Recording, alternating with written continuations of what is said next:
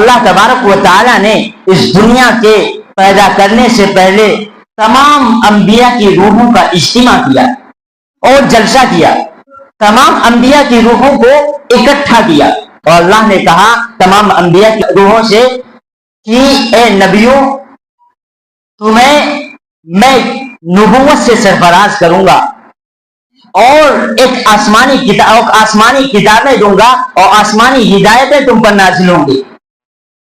اور اللہ نے آگے کہا ثم جاءکم رسول مصدق لما معکم، اللہ نے آگے کہا کہ اے نبیوں، تمہارے بعد ایک نبی آنے والے ہیں۔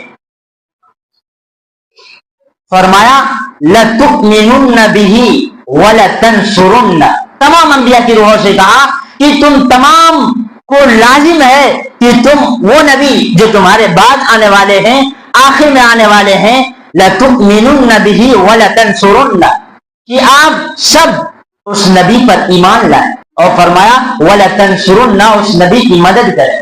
نبی پاک علیہ السلام کے آنے کی خبر دی اور ان پر ایمان لانے کو لازمی قرار دیا، اور یہ کہا گیا کہ جب بھی وہ نبی آئے آپ تمام پر یہ لازم ہے کہ آپ سب اس نبی پر ایمان لائیں۔ قال اقررتم، اللہ نے کہا کہ کیا تم اس بات کا اقرار کرتے ہو اس نبی پر ایمان لانا لازم ہے، کیا اس بات کو مانتے ہو؟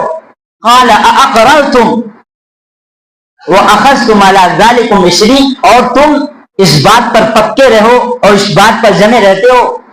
تو قرآن نے آگے کہا قالوا اقررنا، تمام انبیاء کی روحوں نے کہا اقررنا، ہم اس بات کا اقرار کرتے ہیں۔ تو اس سے آپ نبی پاک علیہ السلام کی اہمیت کا اندازہ لگا سکتے ہیں۔